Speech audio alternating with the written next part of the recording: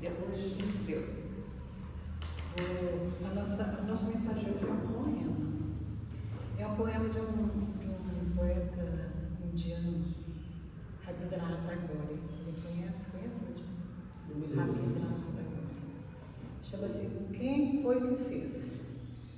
Eu vou ler, porque esse poema declamado, eu vi esse poema declamado por uma palestra espírita, mas com tanta emoção, que me chamou muita atenção, sabe? Eu vou ler aqui, claro que eu não sou declamar nem nada, mas o poema é maravilhoso. Então fala assim: quem foi que fez? Quem foi que fez o sol tão vivificador e sua luz resplandecente cheia de fulgor? Os trilhões de estrelas que cintilam os céus e as nuvens vaporosas como densos véus. A mecânica celeste, o arcano profundo da eterna ciência que equilibra os mundos, os micro-organismos em desenvolvimento e os orbes gigantescos em envelhecimento, o átomo e a nebulosa, a ameba e o serafim, e as origens das coisas que nunca terão fim, a virtude impoluta que não se modifica e a possante energia que a tudo vivifica. Quem foi que fez o vento, a chuva, o raio e o trovão, a primavera, o outono e também o verão, o perfume das flores, o som, a luz, o ar, os campos, as florestas, a terra, o céu e o mar?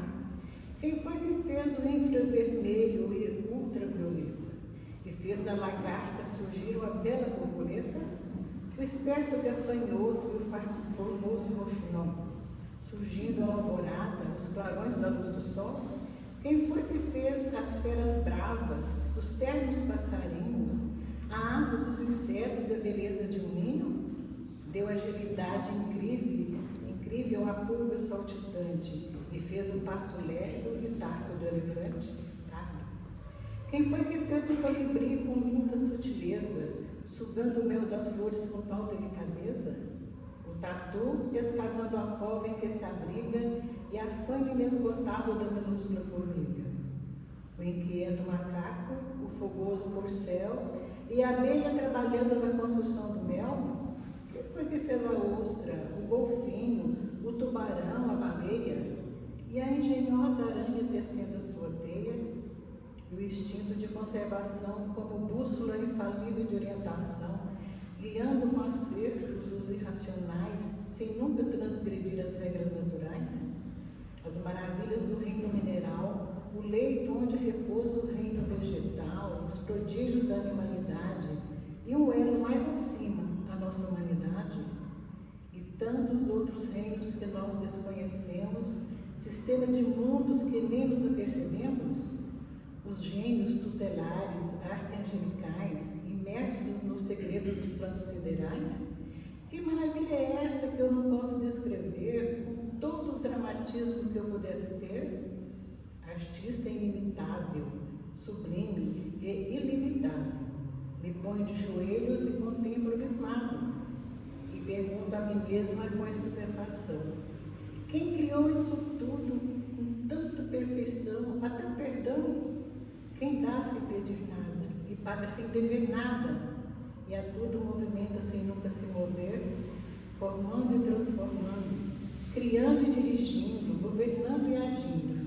Quem tem tamanho poder? Pergunta a outras vozes. Quem que podeis dizer?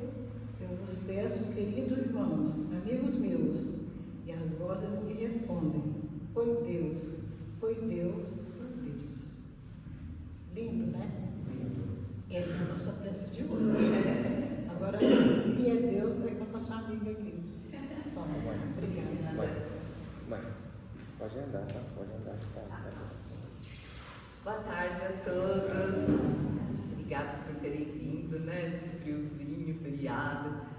E hoje nosso tema é o que é Deus. Por que a gente fala o que é Deus? Porque é a primeira pergunta do Livro dos Espíritos.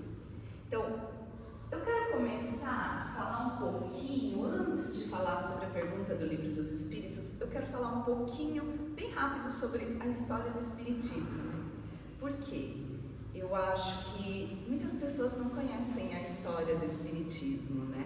E eu acho muito importante entender um pouco da história do Espiritismo para entender o que passava na cabeça do Kardec para fazer as perguntas que ele fez. Então, vamos em primeiro lugar falar sobre Kardec. Quem era Kardec? Allan Kardec é um pseudônimo, tá? O nome deste homem era, não sei se eu vou saber falar, porque outro dia escutei um francês falando o nome dele e falei, nossa, não tem nada a ver com o que a gente fala, né? Nós falamos com o nosso sotaque. Hippolyte Léon Denisard Rivard.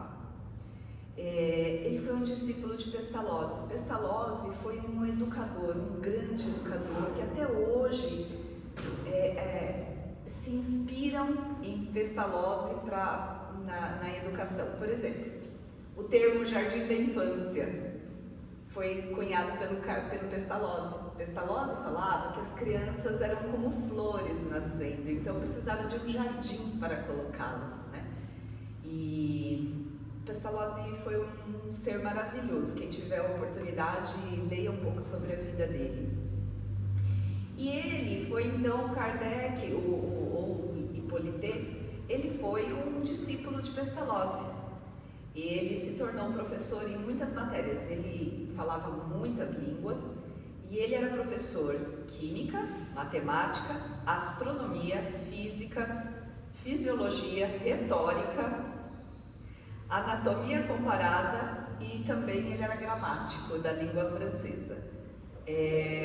Se procurar livros dele, é lógico, né? Ele é de 1800 e pouco, mas existe muitos livros dele também publicados.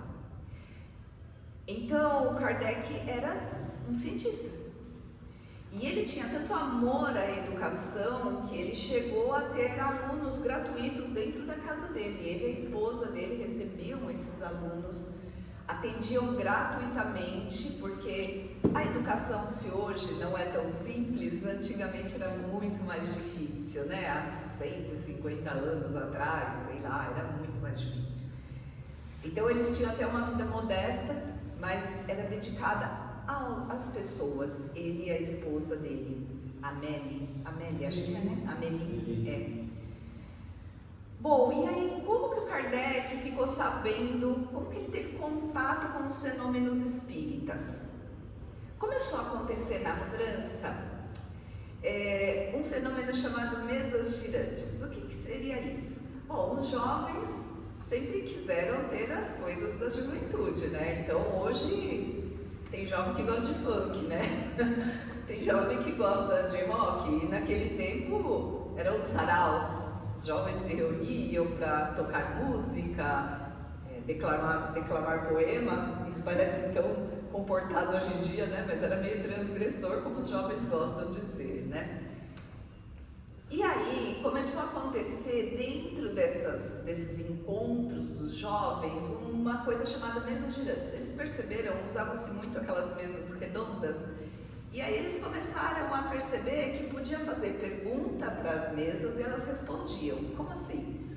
Olha, mesa, se for sim, eu vou te fazer uma pergunta, se for sim, você bate o pé uma vez, se for não, 2 vezes. Ou seja, a mesa literalmente flutuava, ela batia o pé. Então eles faziam pergunta e virou brincadeira de jovem. Não tem a brincadeira do copo ainda, antigamente era muito comum, né? Quando a gente era adolescente, a gente fazia essas porcarias. Então eles faziam perguntas e as mesas respondiam. E começaram a falar para o Kardec, né? Olha, professor, você tem que ir lá ver o que está acontecendo. Ele falou, eu não vou perder tempo com coisa de jovem, de adolescente, eu não vou perder tempo com isso. Só que começou a acontecer também fenômenos no mundo inteiro, tá? Parece que assim, o plano espiritual fez uma virada no mundo inteiro. Nos Estados Unidos, um caso famoso das irmãs Fox, Noruega tinha aparições coletivas, várias pessoas vendo ao mesmo tempo, aparições. Então assim, começou a ter uma revolução espiritual no mundo. Os espíritos queriam acordar as pessoas para algo que já acontecia há muito tempo, mas que não se dava atenção. E de tanto tanto falarem, ele pegou e falou assim, bom, mesa não tem inteligência, não tem cérebro, eu quero ver então o que está por trás disso.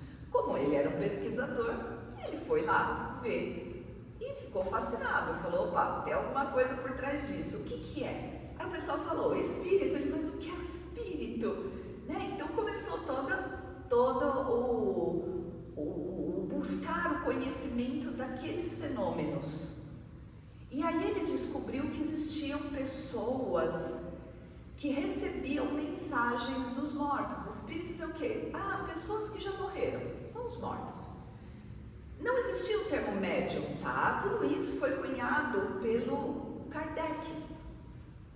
Então, isso é uma das coisas que às vezes as pessoas fazem confusão, né? Falam assim, você, em geral, as pessoas não têm, falam, eu sou espírita. Às vezes até a gente é obrigada a falar, até para distinguir, porque aqui no Brasil tem muita mescla com religiões afro e nada contra, né? Mas até para distinguir, fala, eu sou mesa branca, sou kardecista.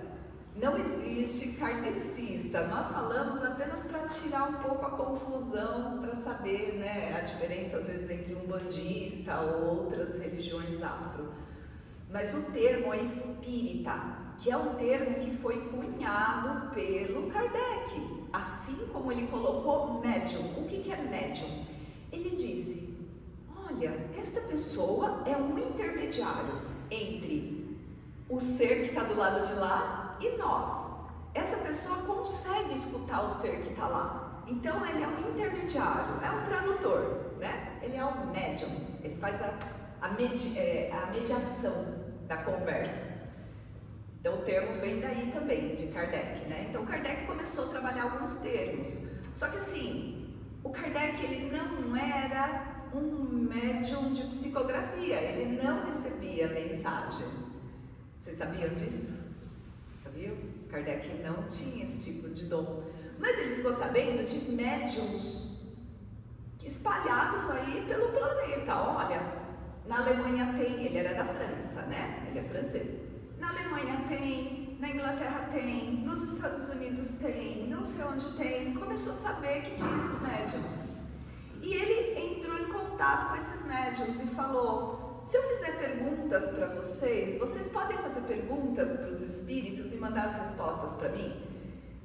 Bom, vamos lá. O Livro dos Espíritos, ele foi lançado em 1857. A gente imagina que Kardec, aqui fala que Kardec começou a ver os fenômenos em 1854. Hoje a gente pega o celular pelo WhatsApp e manda uma mensaginha. Sirene, né? Kátia, manda mensaginha. É super rápido, na hora. Se ela não me responde na hora, se não me responde na hora é porque está ocupada. Mas assim que dá, ela responde. Imagina como que era na época de Kardec. Gente, eu lembro quando era criança. A minha mãe mandou uma carta para minha tia, que morava no Paraná, no interiorzão do Paraná, falando, daqui um mês nós vamos aí. Quando nós chegamos lá, eu lembro da cara da minha tia. Como assim você chegou sem avisar? Minha mãe falou, mas eu mandei a carta faz um mês. A carta chegou no outro dia, depois que nós estávamos lá, a carta chegou. E isso, década de 70.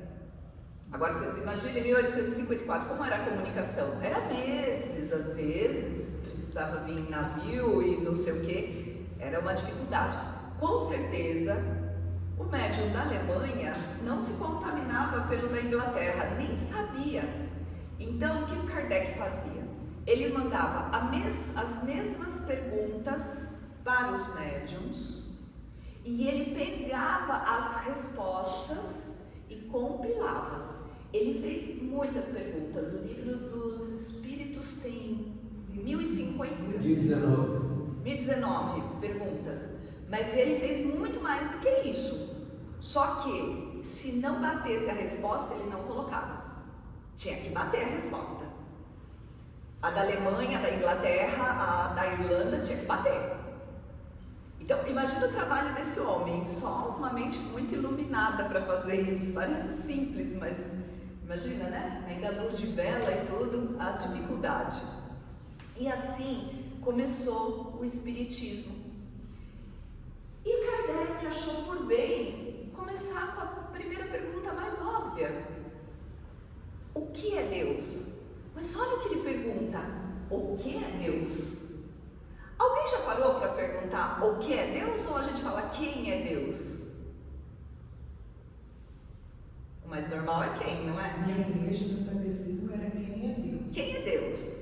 Por que Kardec não perguntou quem é Deus? Alguém faz ideia? Fora você que é café com leite, você que é café com leite. Né? Porque quem já dá palestra não é café com leite, né? Não pode, né?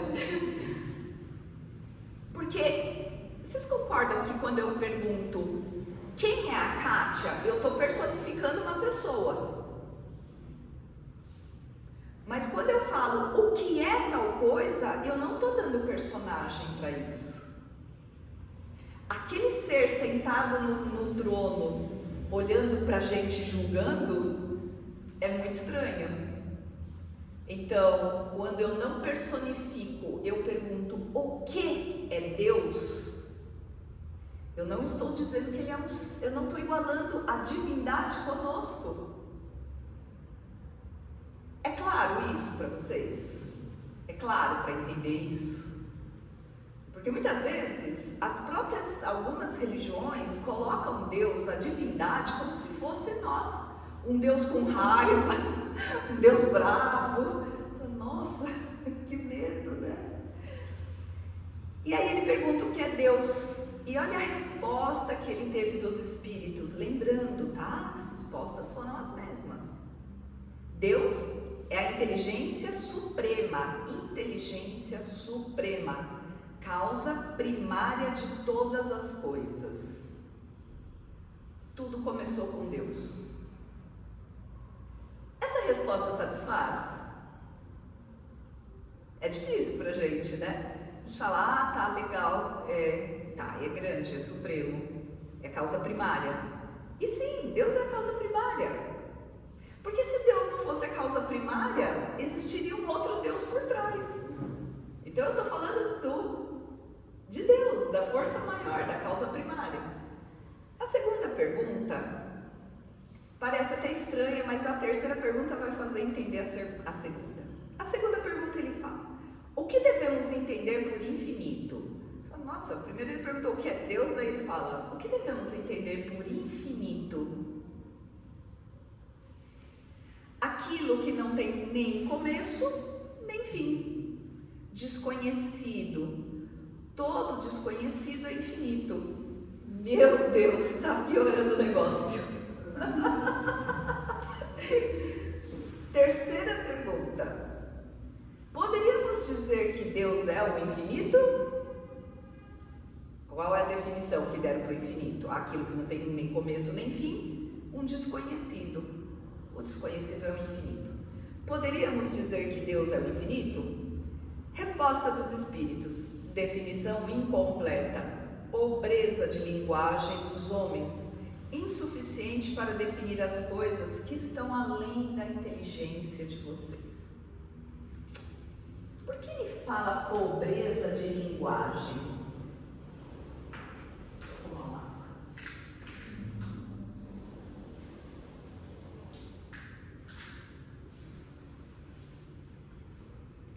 O que nós falamos hoje, nosso linguajar, tá? O que conseguimos falar, o que conseguimos entender, é o mesmo que nós conseguíamos falar e entender quando tínhamos 5 anos de idade? Concordam que a gente hoje tem muito mais informação, conhecimento? Vamos falar de uma língua nova. Eu começo a aprender uma língua nova, eu começo a falar algumas palavras, eu consigo me virar, eu consigo dizer bom dia, eu consigo pedir coisas, mas eu consigo dar uma palestra? Difícil, né? Você consegue dar uma palestra, filho? Em inglês? Talvez, um pouco, mas palavras mais difíceis já fica mais complicado. Né? Porque ele já exercita bastante a língua, mas no começo com certeza não conseguia também, né? Porque a gente vai melhorando, dia que passa. E a mesma coisa somos nós para entender o universo. Como que eu vou entender o universo se ainda eu sou tão pequenininha? Como que eu vou entender o universo? Deus é perfeito? Olha, eu aceito dizerem não, tá? Deus é perfeito? É, perfeito. Deus é perfeito. Então Deus fica com raiva? Oh! Aquele Deus que a gente acha que está julgando, a gente botando o dedo na cara de cada um, esse Deus para nós espíritas existe? Se é Deus com sentimentos humanos, sentimentos baixos. Exatamente. Então assim, Deus é perfeito. Gente, é só olhar a natureza. Você fala, Deus é perfeito. Deus é perfeito. O poema aquela lei, né? De tudo, de tudo. Ele, se Deus é perfeito, Ele vai criar coisas imperfeitas ou coisas perfeitas? Perfeitas. Nós somos criação dele, Deus. Nós somos criação de Deus. Então nós somos perfeitos? Não? Sim? Não? Talvez? Eu vi um assim. Depende. Aceito sugestões. Dentro do raciocínio de aprender, nós estamos aprendendo para chegar até Deus. Somos perfeitos fisicamente, não moralmente. Então, vamos lá de novo. Deus é perfeito. Cria coisas perfeitas. Nós somos criados por Deus. Somos perfeitos? Estamos a caminho. Não, Então, Deus criou. Tem um caminho de inclinação, né? Então, será que existe uma frase que fala, né? Que o mal, existe mal dentro de nós? Não vamos falar de nós, que nós aqui somos perfeitos. Vamos falar do povo lá fora. Aqui só tem gente perfeita. O povo lá fora, gente. Existe o mal? Existe o mal. Deus criou o mal? Não. Então tem uma frase que fala que o mal é a ausência do bem, certo? Mas assim, Deus está em todas as partes. Nós não falamos, quando falamos do perispírito, que nós estamos como os peixinhos mergulhados na água, e o peixinho nem sabe que é água. Nós estamos mergulhados no fluido de Deus, estamos mergulhados no amor de Deus. É que a gente é tão desatento que nem lembra disso, né? Principalmente quando está com raiva, né? A gente não lembra disso, mas estamos mergulhados no amor de Deus. Então, se Deus está em toda parte e Ele não criou o mal, não é a ausência do mal que existe. O que existe é a ignorância do bem. Nós ignoramos O conhecimento. Exato. O aprendizado, o conhecimento, né? Então, existe mal dentro de nós ou existe ignorância do bem? E eu acho isso muito legal, porque tira uma carga um pouco pesada de cima de mim e fala, poxa, então tá, eu não sou mal, eu sou ignorante mesmo. Parece melhor, não sei. Ignorante no sentido de ignorar, de não conhecer, né? Então, vamos lembrar sempre, tudo que Deus cria é perfeito. Isso aqui é uma escolinha, eu sempre falo, isso aqui é uma escolinha, é um maternalzinho, que um briga com o outro, puxa o cabelo ainda, morde a bochecha, né? Quando nós nos melhorarmos, sairemos do maternalzinho e vamos para outra escolinha. E depois para outra, para outra, para outra. Não foi assim na nossa vida? Nós não saímos das escolas, fomos evoluindo no aprendizado, no conhecimento, depois faculdade, depois quem quis fazer mestrado, pós-graduação, doutorado, sei lá o quê. Tem oportunidade para todo mundo, né? Então, é a mesma coisa, só que aqui a gente escolhe, eu não sei se eu vou fazer faculdade ou não sei se eu vou fazer mestrado ou não. mas Deus não dá essa escolha pra gente. Nós simplesmente vamos evoluir. Ou pelo amor ou pela dor, mas nós vamos evoluir. Então, é um processo natural. Aqui são os nossos primeiros passos. Se nós estamos engatinhando, fica fácil para entender Deus? Minha amiga Beatriz, uma bióloga, conhece muitas coisas. E talvez se ela começar a expor o que ela faz no trabalho dela, a gente vai não entender profundamente, mas dizer, nossa, que legal, vai ter uma noção. Mas a gente sabe tudo que ela sabe? Não. Quando você tinha 5 anos, você sabia tudo que você sabe hoje? Não sabia nada.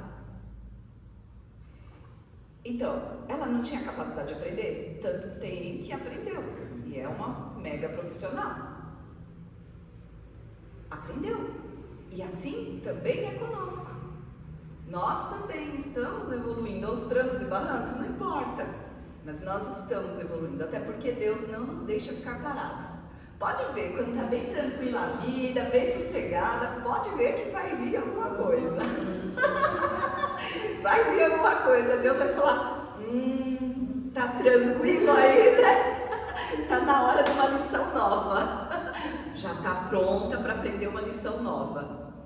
E a gente às vezes olha as lições novas com peso, em vez de agradecer, falar, nossa, Deus está dizendo que eu estou preparado, está dizendo que eu posso aprender isso. E às vezes dói, o aprendizado é doloroso muitas vezes. Mas aí, se vocês agora pararem e olhar para trás, alguma dificuldade que vocês passaram na vida, que naquele momento vocês falavam, não tem saída, hoje vocês olham e falam assim, passou. Não é assim? Passou. Passou. Por quê? Porque nós temos a capacidade, estamos aprendendo. Bom, vou lá para a pergunta 4. Não vou falar todas, tá, gente? Só as mais, assim, importantes que eu achei. Onde podemos encontrar a prova da existência de Deus? Até respondemos já, o poema dela respondeu. Ele fala assim, num axioma que aplicais às vossas ciências. Axioma é o seguinte, é uma premissa considerada verdadeira, mas que não pode ser demonstrada. Como é isso, uma premissa que pode ser considerada verdadeira e não pode ser demonstrada? Deus é um axioma. Eu posso provar que Deus existe para um materialista que quer enxergar Deus como enxerga essa mesa? Eu posso? Eu consigo? Eu posso falar para ele, olha, quem criou essas folhas? Ele vem com um monte de teoria de biologia, de darwinismo, ele pode vir com um monte de coisa. Mas eu não tenho como mostrar para ele, ó, vem cá, Deus está aqui, ó, pega aqui na mão dele, eu não tenho. Né? Então, é algo que a gente vê e fala, não, tem uma força por trás disso. Que consequência podemos tirar do sentimento intuitivo que todos os homens trazem consigo da existência de Deus? Olha isso. A humanidade já não trazia essa questão da divindade dentro deles? Isso já não é do ser humano? Então, nós temos aí religiões que chamam Deus de, sei lá, Jeová, sei lá, Maomé, sei lá, não sei, eu não conheço, não vou falar de outras religiões, mas a gente sabe que existem várias denominações. Mas também nós temos os povos primitivos que faziam, ou ainda fazem, nós sabemos que existe ainda, dança para o Deus da chuva porque tá seca. Eu lembro em 2014 que teve uma época de muita seca que... Lembra que teve um racionamento de água, tudo? Eu lembro que estava todo mundo falando, gente, daqui a pouco fazer a dança da chuva, já estava todo mundo acreditando quase nisso, né? Na hora do desespero a gente se apega a muitas coisas. Então, os mesmos seres mais primitivos, eles já trazem dentro dele que existe uma divindade. Existe alguém que olha pela natureza, por ele, de alguma forma. O sentimento íntimo da existência de Deus que trazemos conosco não seria um efeito da educação adquirida? O Espírito responde: tá, mas se é da educação adquirida, alguém já falou lá atrás, quer dizer, isso já vem, isso está dentro de nós. Eu falo que existe um chip implantado dentro de nós, né?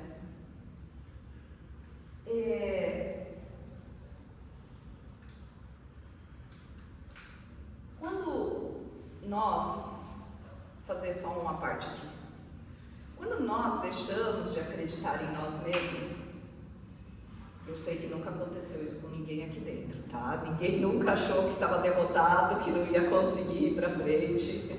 Isso vamos falar das pessoas lá fora, nós não, né? Gente, quantas vezes as pessoas chegam num ponto de falar assim: Deus tem mais o que fazer do que olhar por mim, não tem, né? Às vezes o desespero da pessoa naquele momento é tanto, que ela chega a duvidar mesmo de algo que ela até já acreditou. Ah, não, Deus tem mais o que fazer, olha esse mundo, quantas pessoas tem, Deus vai ficar olhando para mim, porque a gente sempre coloca Deus como um ser como eu, que tem o meu olho só aqui, só estou enxergando aqui. Nós sempre diminuímos o tamanho de Deus. Então assim, quando a gente deixa de acreditar em Deus, nós paramos de acreditar em nós também. Esquecemos que nós somos suas criaturas, fomos criados por Ele. E deixamos as nossas forças irem embora. Olha como é importante o orar e vigiar. Olha como é importante estarmos sempre atentos.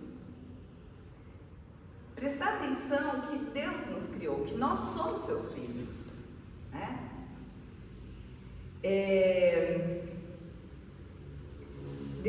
Deus é soberanamente justo e bom. Nós escutamos isso. Se Deus é soberanamente justo e bom, Deus criou o mal? Já falamos um pouco a respeito disso. Não, já falamos que não é o mal, e sim a ignorância do bem. E aí nós vamos entrar numa outra questão que também às vezes pega muito para nós espíritas, porque a gente pensa de um modo muito diferente de várias religiões. Deus criou o demônio?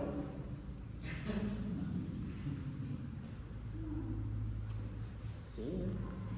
Sim? Não? Tudo. Criou, é filho dele. Mas vamos pensar nesse sentido, sim. Criou o demônio no sentido, tá, se você está falando que esse cara é o demônio, tá, foi criado por Deus. Força primária. Oi? Ele fez tudo. Força primária. Né? Sim. Nesse sentido tá certo. Se esse cara aí, eu entendo que esse cara é o demônio, então Deus criou. Beleza, então vou mudar a minha pergunta. É o homem humano que criou o demônio, não Deus. É só humano.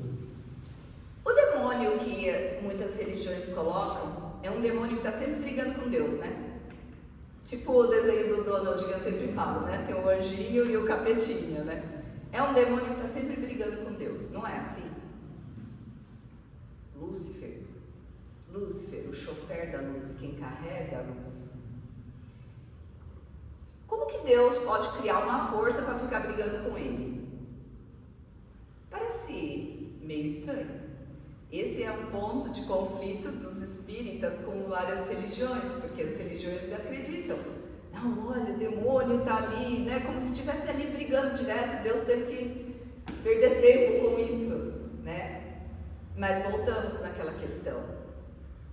Que são o que nós chamamos de demônio, senão irmãos nossos que estão agindo na ignorância. Então, vamos lá, o que a gente pode chamar de demônio? O cara matador, profissional, o cara que não tem sentimento, o cara que rouba, não tá nem aí. Mas qual a origem desse problema? Tem que saber sim, não sei bem qual a origem.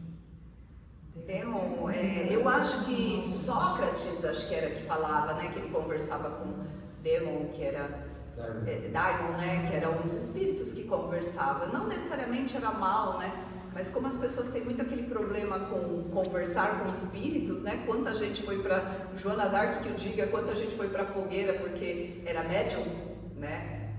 E ainda é estranho, viu? Assim, eu sei porque as pessoas que me conhecem já acostumaram que eu sou estranha mesmo, né? Mas assim, ainda você tem que tomar cuidado com algumas pessoas, né? Que você vai conversar, porque ainda existe um medo. Tem gente, às vezes, que você olha assim, a pessoa fala, o que foi? Eu falo, nossa, gente, não foi nada. Por que você está olhando? Eu falo, não é nada, né? Então, ainda existe ainda muito misticismo em cima.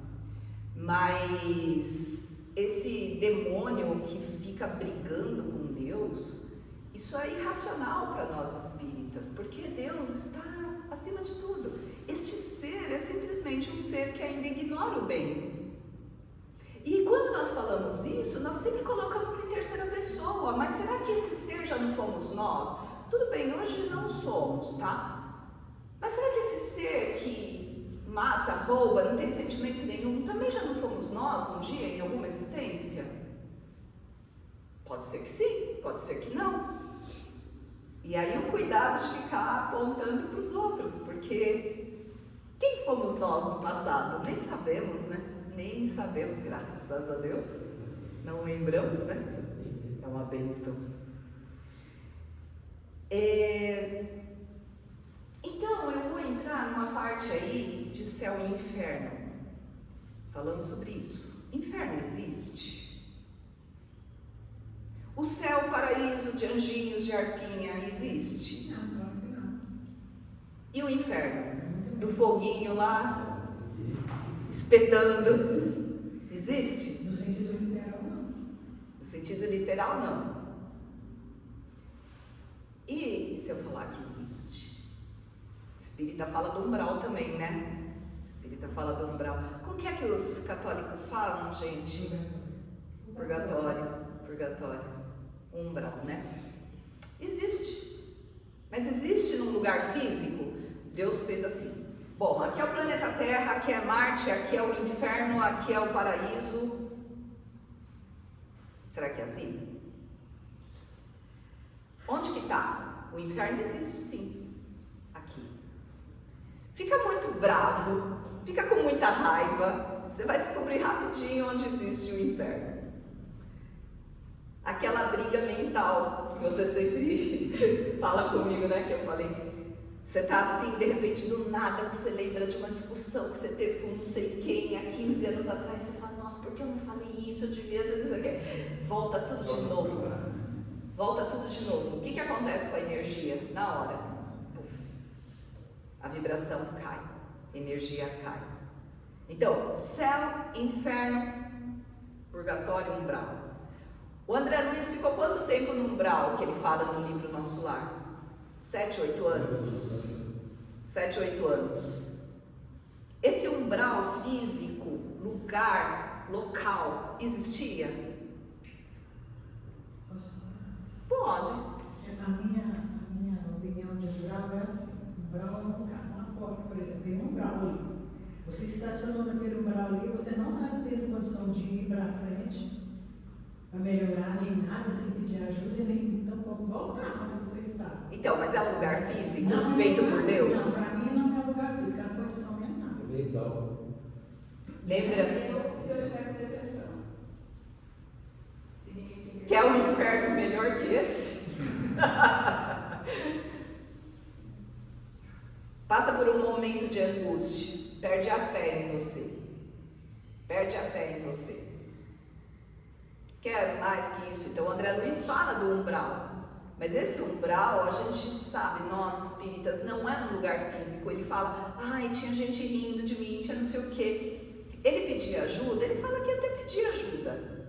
Mas só a hora que ele ajoelhou no chão, teve humildade, se arrependeu do fundo do coração. Porque uma coisa é falar, ai Deus, estou precisando tanto de ajuda.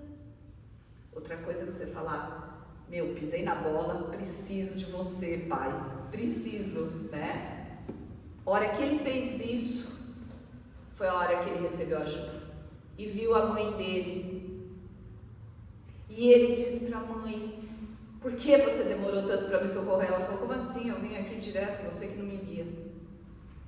Porque ele não via a gente. Olha a condição.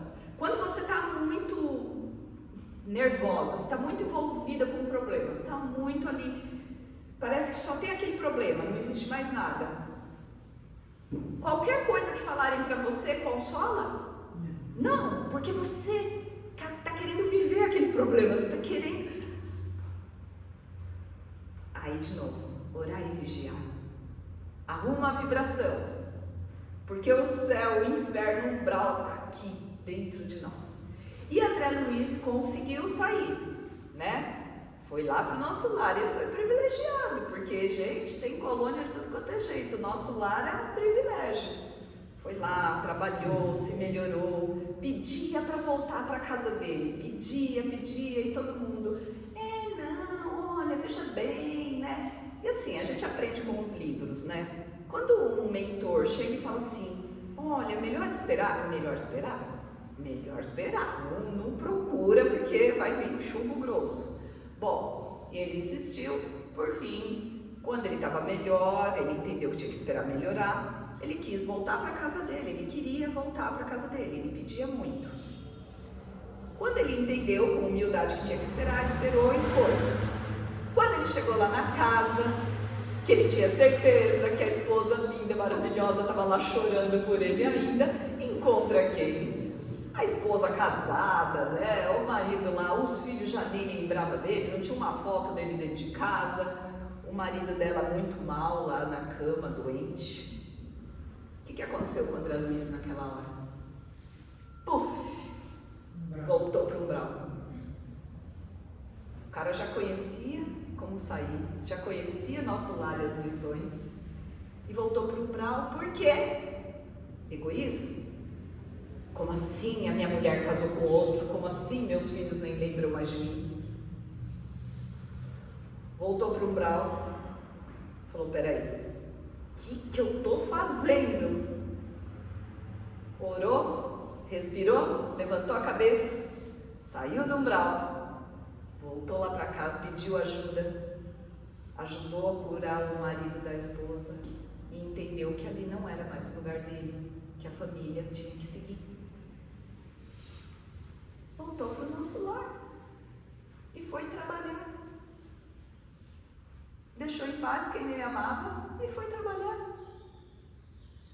Olha como isso é legal.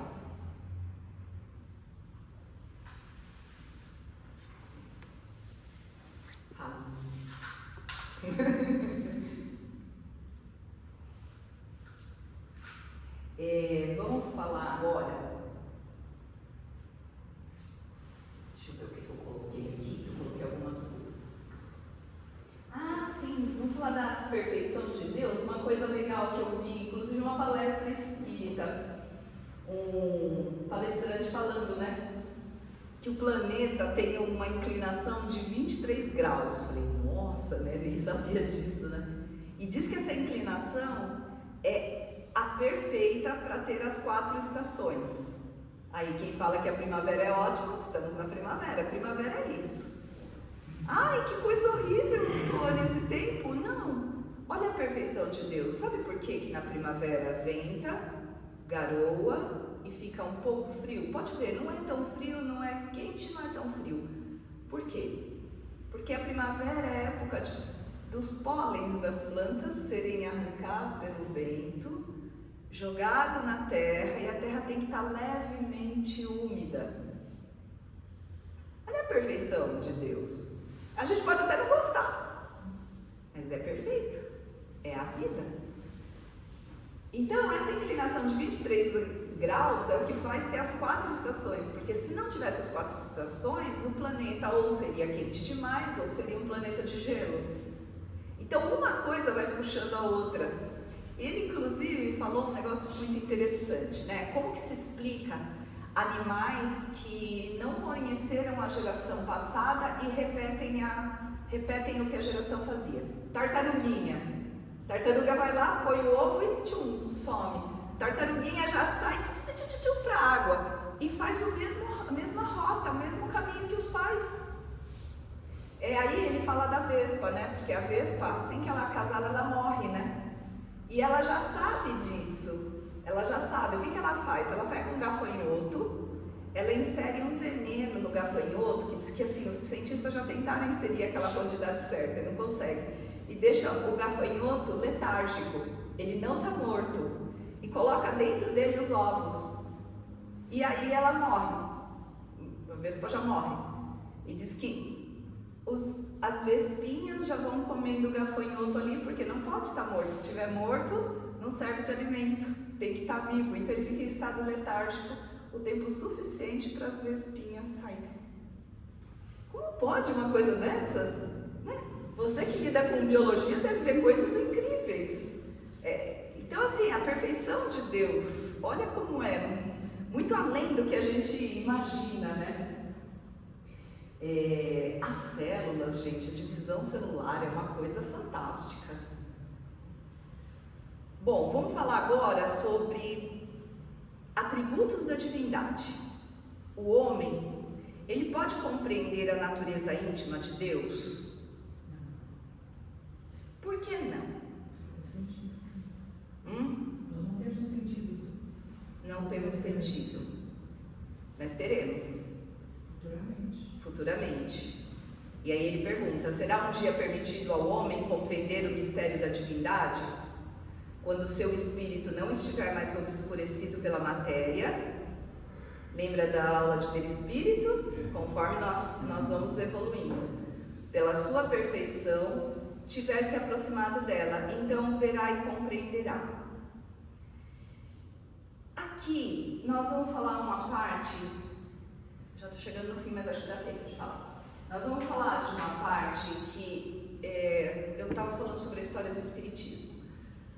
Kardec definiu o Espiritismo como filosofia, religião.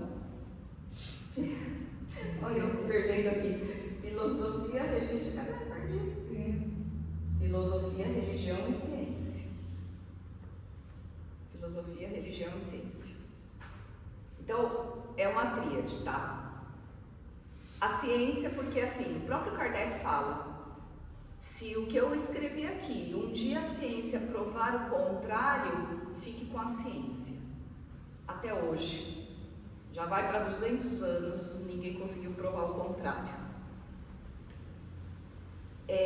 Filosofia, porque nós abrimos para pensar, para conversar.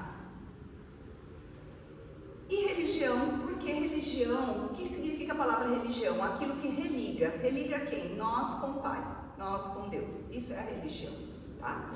Então são essa tríade.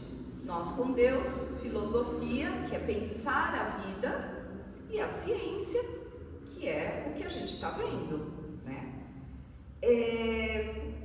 Existe uma coisa chamada dogma. Alguém já ouviu falar isso? Nas religiões, dogma de religião. O que é dogma de religião? Eu vou falar dentro do que eu conheci no catolicismo, porque eu fui nascida e criada no catolicismo. E aí eu lembro que eu era criança e eu começava a questionar muitas coisas, porque eu já via espírito, eu já conversava com eles, então ficava muito, muito pequeno aquilo tudo, né? Aí então meu pai falava assim: é assim, pronto, minha mãe falava, né? É assim, pronto. Isso é dogma. Dogma é assim. É isso e não se discute. Não se discute. No Espiritismo, nós também temos, mas entre aspas, porque assim, quando eu falo, vamos entender Deus? Sim, mas agora a gente consegue entender Deus? Agora, nesse instante? Não dá para entender, né? Nós somos muito pequenos para entender a grandiosidade de Deus. Percebem a diferença entre eu dizer calma, conforme você for evoluindo você vai entender, e dizer é assim e acabou? Não discute sobre isso. Por isso nós falamos fé raciocinada. Nós precisamos ter fé, mas essa fé não pode ser baseada no eu disse e vocês obedecem. Percebem a diferença? Então, o Espiritismo, ele quer sim que se questione, por isso tem muito grupo de estudo, o Espiritismo incentiva muito os grupos de estudo, Porque Ele quer que você pense, Ele quer que você converse, Ele quer que você faça pesquisas em cima disso, né? Vou só falar mais uma pergunta aqui, que é a 13. Quando dizemos que Deus é eterno, infinito, imutável, imaterial, único, todo-poderoso, soberanamente justo e bom, não temos uma ideia completa dos atributos de Deus? Olha só, ele deu vários atributos e pergunta, isso já é completo? Isso já dá para definir Deus? Ele diz, do vosso ponto de vista sim, porque acreditais que abrangeu tudo, mas ficais sabendo que há coisas acima da inteligência do homem, mesmo o homem mais inteligente, para as quais a vossa linguagem é limitada, as vossas ideias, as vossas sensações. Então percebem, nós vamos entender tudo isso, mas isso é um caminhar, é um aprendizado, um dia após o outro. Eu quero contar uma historinha que aconteceu com o primo dele, muito engraçada, mas assim, depois que eu contar essa historinha, a gente vai deixar aberto para conversar aqui, tá? Até que chamem a gente para o passe. Então, o priminho dele era meio bravo quando era pequenininho, mas era genioso, né? E um dia ele foi dar um tapa na mãe dele, aí a mãe dele segurou a mão dele e falou, não pode fazer isso, papai do céu não gosta. Ele falou, eu bato em você e bato no papai do céu, ele falou para ela, né? Aí ela deu um castigo lá nele e tal. Passou uns dias, eles foram no Rio de Janeiro, foram numa excursão. Eis que chegou lá no Cristo Redentor, né? Ela conta uma coisa muito engraçada. Diz que ele puxou a blusa dela, ela era pequena, ele fez assim, quem é? Ela falou, papai do céu. Aí ele disse, fala pra ele que eu não vou mais bater nele não.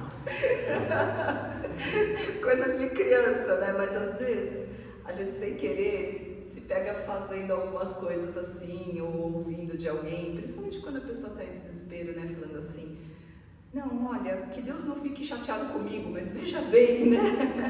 A gente se pega às vezes fazendo isso, e tá tudo bem, esse Deus vingativo não existe. Quem nunca disse, né? Deus, sou eu aqui, eu de novo, né? Vem conversar comigo. Isso é fantástico. Melhor coisa que a gente faz é sentar e conversar com Deus. E se estiver bravo, pode ficar bravo, não tem problema. Deus não vai se vingar, não existe vingança. Esse sentimento é nosso. E que com o tempo nós vamos aprendendo a largar esses sentimentos. Sobre o que eu tinha que passar, é isso. O que mais que eu posso falar? Dúvidas?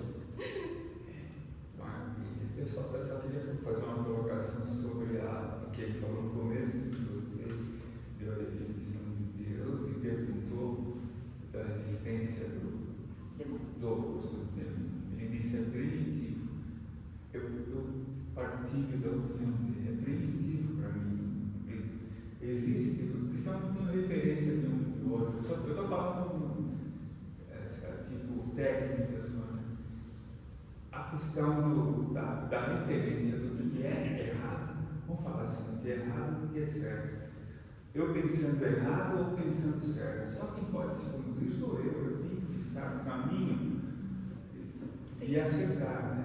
Mas eu não posso, tipo assim, ninguém prepara um chão para mim só positivo ou só negativo. Eu estou me posicionar, né? Porque se eu vou para o positivo, só positivo, eu não tenho a relação do negativo, eu não sei o que é positivo.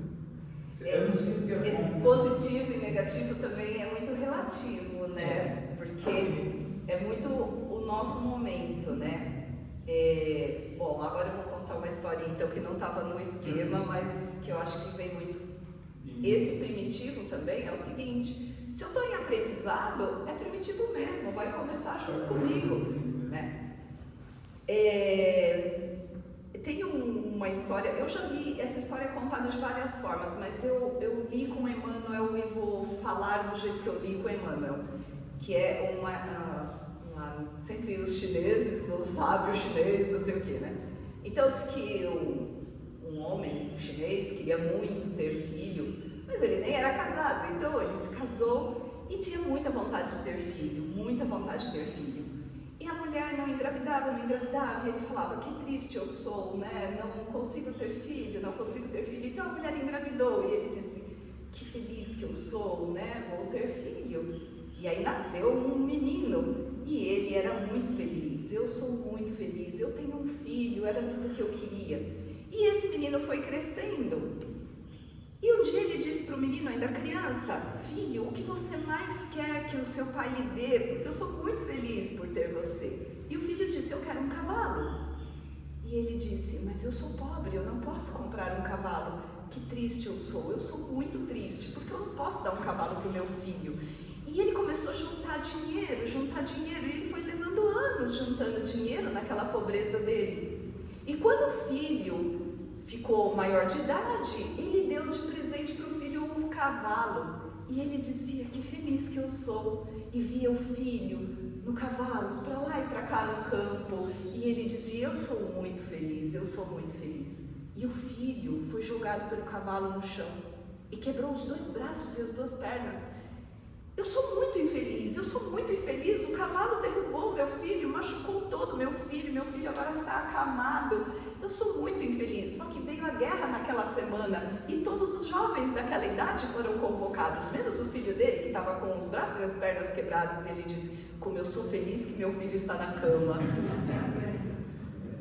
Muitas coisas que aconteceram na nossa vida e que a gente achava, nossa, legal, consegui isso aqui, depois foi só amargura, e vice-versa também. Muitas coisas que pareciam ser coisas dolorosas trouxeram crescimento, grandeza para nós. Mas sempre, sim, a causa primária, junto com a sua criação, é o aprendizado. E como nós aprendemos? Tentativas e erros. Nós aprendemos por tentativas e erros. Muitas vezes aprendemos muito mais com os erros do que com os acertos. Porque os acertos parecem tão natural que a gente não dá muitas vezes importância. Eu penso assim, Sônia, tudo que você falou para mim, se eu não tiver uma referência eu não posso ser daquele jeito, se eu olhar alguma coisa que foge à regra, né? Eu não posso. Aquilo me dá referência para mim ser bom. Sim. Como eu vou saber o que é bom se não existe? Que nem isso é primitivo. Sim. O ruim e o bom está lá. E é o objetivo da gente. Exato? Então eu tenho que saber o que é ruim para mim poder falar, eu estou no caminho bom. Você sabe Isso que eu... também, isso é só Você você. não engana Deus. Você não conhece o ruim, como é que você vai Você vai o bom, né? Exatamente. Se você não conhece esse lado, diz que o aprendizado não está nem no extremo nem no outro, está no meio. Mas eu, às vezes, para chegar no meio, eu preciso conhecer os extremos. Tem uma frase que eu li, que eu até não posso colocar no meu post. Eu ia colocar essa semana e esqueci lá no WhatsApp. Que fala assim... Nenhuma árvore chegará até nenhuma árvore terá os seus galhos chegando ao céu sem antes ter suas raízes chegando ao inferno, porque ela não vai ter estrutura. Então, eu falo assim, eu só fiz as coisas certinhas. Tá, como que você sabe que você só fez as coisas certinhas? Qual é o teu ponto de comparação para saber que você fez tudo certinho? E às vezes o que a gente acha que é tudo certinho é para nós. Esses dias eu estava conversando com uma amiga minha e ela acabou tendo lá uns titi lá dentro da família, porque, né? Naquela ânsia de ajudar a filha, ela começou a abraçar as coisas que a filha precisa fazer para o casamento, né? Só que o casamento é da filha. Eu falei para ela, amiga, desculpa, mas o casamento é da sua filha, o sonho é dela, a vontade é dela, não é você, por mais que você fique ansiosa, né? Não é seu, não é o momento seu. Então, muitas vezes o que nós também chamamos de, mas peraí, eu estou querendo te ajudar, mas eu não pedi ajuda, ou eu não quero isso de ajuda, né? Não é esta ajuda que eu preciso. Às vezes uma pessoa chega para você e quer conversar com você, quer desabafar, quer contar os problemas. E uma amiga falou que eu fiz isso uma vez, eu não lembro. Eu estava numa época, né, passando por uma dificuldade e fui desabafar. E ela pegou e falou assim: mas Sônia, isso aí que você está fazendo está errado. E disse que eu falei: eu não me lembro, tá? Disse que eu virei para ela e falei assim: desculpa, eu não estou pedindo conselho, eu estou pedindo só um ombro para me ouvir. Disse que eu falei. Eu falei: nossa, aprendi com isso. Ela falou depois para mim, né? E é verdade, eu aprendi depois, né? E tenho que tentar me segurar, porque quando eu vejo eu já estou dando palpite, né? Então, esse limite, muitas vezes nós ficamos num limite do certo e do errado que nem nós mesmos sabemos. Não dá para fazer. É muito sutil, o limiar é muito sutil, mas tudo é aprendizado. Primeiro, nós vamos olhando as grandes questões nossas. Qual é o meu... E vou colocar essas questões como vícios mentais nossos, vícios físicos. Qual é o maior vício que eu tenho? Meu maior vício é fumar. Tá bom, vou trabalhar isso. Parei de fumar. Parei de fumar e descubro que eu dou palpite demais. Para de dar palpite, Sônia, cala a boca. Vai aprender. Só que daí vai aparecendo os pequenos, aqueles que a gente nem percebe, nem se dá conta. O certo e errado é conceito também humano, né? Porque a sociedade cria o certo e errado, né? Cria leis, as leis mudam, os países mudam, o que é certo no país não é certo no outro, né? Exato. Então é um conceito que a sociedade cria e nós estamos sujeitos a esses conceitos que a sociedade nos traz, né? Mas uma boa sugestão com relação a entender o inferno, céu e inferno, primeiro que o Espiritismo difere, com todo respeito às demais filosofias, tem uma diferença fundamental, né? O inferno em certas filosofias são aquele espírito que não vai ter jeito, né? Vai queimar no fogo eterno, vai ficar para sempre, porque não foi batizado, aí outros conceitos. O Espiritismo não tem isso. O Espiritismo, através do processo reencarnatório, todos teremos condição de progredir. Mais um bom livro da CDU, você até citou o nome, o livro Céu e Inferno. O Céu e o Inferno é maravilhoso. É que a maioria das pessoas espíritas jamais leram o livro. É o quarto livro do o Kardec até trouxe um aqui, chamado Obsessão também. Tem vários livros do Kardec, né? O Evangelho, que é o mais conhecido, o Livro dos Espíritos, o Livro dos Médiuns, mas tem vários. Você sabe que você me fez lembrar? Uma vez eu peguei o ônibus para ir para casa da minha tia lá na praia e tem as penitenciárias. Aí o ônibus parou, penitenciária lá longe da estrada, e desce aquelas senhorinhas, porque, gente, mãe, né? Não tinha homem, só tinha mulher. Aquelas senhorinhas idosas com aquela sacola cheia de coisa para visitar os filhos, porque para elas, e vocês podem ver as entrevistas das mães, geralmente é assim: meu filho é bom, as companhias é que eram ruins, né? É sempre assim: meu filho é bom, a companhia que é ruim. Ensinei tudo, passei tudo certinho. A culpa é dele. Exato. Esquecendo Esquecendo que companhia nós... escolha. Exato, isso que eu ia falar. A companhia nós escolhemos, por afinidade. Porque toda hora parece o certo, o errado, o bom e o mal. Mas quem fala isso para uma mãe? Toda hora parece. Como é difícil falar isso no coração de uma mãe, né? Falando interessante que você falou, porque essa mãe aí, esse instante dela pensar aquilo, é diferente de uma mãe um pouco menos de informação, percebe a mesma coisa, né? O amor está lá no jeito da favela, está lá nos livros, os próprios valores, o ensinamento é sempre o mesmo. Depende do grau do conhecimento de cada um e a interpretação que você vai fazer disso. Eu tenho casos assim na minha família. Minha avó, meu tio era alcoólatra, deu muito problema e tal. Minha avó sempre tentando erguê-lo, né? Sempre tentando E chega erguê-lo. um momento que você absorve, né, se empenha tanto em ajudar, que você fica doente também. Você se anula, Você E aí tudo aquele problema para você. Mas a minha avó, para você ter uma ideia, a minha avó, meu tio morreu jovem, porque a alcoólatra está sujeita a isso, né?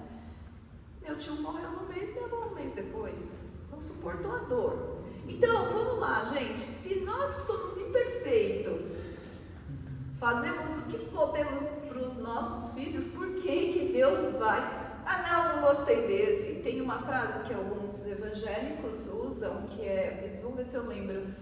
Deus não escolhe os capacitados, Ele capacita os escolhidos. Já ouviram isso? O que significa? Eu posso ser capacitada, eu fiz o melhor. Deus olhou para mim e falou, fica a cara dela não, deixa ela para lá. Peraí, deixa eu pegar esse aqui. Esse aqui tá uma porcaria, mas eu gostei dele. Vem cá, vou te capacitar. Gente, não tem lógica isso. É individual, o nosso trabalho é individual, ninguém vai se perder. Não se perde nenhuma ovelha. No rebanho do Pai não se perde nenhuma ovelha. Ele vai trabalhar todas. Então, mas isso é baseado no trabalho de Jesus, que escolheu os mais humildes e deixou os intelectos. Então, ele capacitou os pescadores, aquele povo todo. Então, mas é um erro de desculpa, mas eu entendo que não é, você não aprova isso, mas assim, é um erro de interpretação deles. Porque assim, não é que Jesus, não, esse aqui eu não quero porque é rico. Não, Jesus não tinha problema com isso. Esse negócio de não gosto de você porque é rico, isso é gente invejosa, me desculpa, não tem nada a ver. A questão é, como que aquele ser que já estava com o coração tão endurecido ia receber a palavra de Jesus? Como? E aqueles seres humildes, gente, porque assim, quando as pessoas mais procuram Deus, é na hora que elas estão bem, cheia de dinheiro, tá tudo bem? Ou quando tá lá embaixo? Vamos ser sinceros. É tipo espírita, né? Quando que as pessoas procuram o espiritismo? Geralmente a última opção, né? A última opção. Só mais uma colocação que ela falou, a gente vai pensando e vai, né? Agora ela falou sobre o intelectual, né, das pessoas, né? Então eu acho assim, que o conhecimento espiritual, esse aí é o que você tem que trabalhar, né? Porque existem pessoas, mãezinhas, assim, ela falou, que está lá no grau intelectual, nossa, bem longe do nosso, e intelectual, o amor é grande. E espiritual, ela dá o recado para o filho dela da forma mais plena possível. Intelectual é o que eu preciso para falar com você, com vocês. Isso eu tenho que crescer também, né? Senão eu me evoluo. É isso que eu penso. O Emmanuel fala sobre isso, que são as duas asas que nos faz evoluir. A asa do conhecimento e do amor. Se você só tiver conhecimento e não tiver amor, só com uma asa você não voa. Sempre quando você tem pessoas, né, que vêm, às vezes, exemplo meu lá, né? Tem pessoas humildes que vêm trabalhar com a gente, e só de olhar para eles, você parece que vai fazer tudo certo, não precisa nem. Tem aquele intelectual que vem e fala, o cara só faz. Então, mas às vezes também esse é um julgamento nosso, porque precisa ver se essa pessoa, se ela estivesse por cima financeiramente tudo, se estaria assim. Então, Deus sabe o que faz, Deus sabe o momento. Vê Saulo, né? Era uma sumidade, o doutor da lei. Mais do que a própria Abigail, mais do que tentaram mostrar para ele não aceitava, perseguia, matava os cristãos. Precisou o quê? Ele cair no chão, ficar cego e falar, caraca, o que eu estou fazendo da vida? Ele é até uma exceção. E não precisou reencarnar, né? Não precisou reencarnar, ele é um espírito, uma exceção. Mas, porque ele é uma exceção, mas porque quando você está muito endurecido é mais difícil, né? Gente, o assunto é ótimo, vocês perceberam, né? Hoje nós vamos ter o privilégio de ter a oração final feita pelo Ademir. Nossa! A oração eu gostaria de agradecer, a oração eu faço facilmente, porque não tem ouro. Não pode terceirizar essas coisas. Não, é que realmente. Então deixa eu encerrar então, que já estão chamando por passe, né? Agradecendo a presença de todos aqui, dos irmãos, dos encarnados que aqui estão também, que vieram receber ajuda e também nos ajudar, porque daqui a pouco vamos tomar o passe, mas já sabemos que já fomos ajudados aqui dentro. E somos muito gratos, Pai, porque você está sempre nos auxiliando. Somos muito gratos, Pai, pela amizade e pelo carinho que encontramos nessa casa. Somos muito gratos por todas as oportunidades. Obrigado, querido Deus. Obrigado, amigos que sempre estão ao nosso lado. Obrigada a todos pela presença.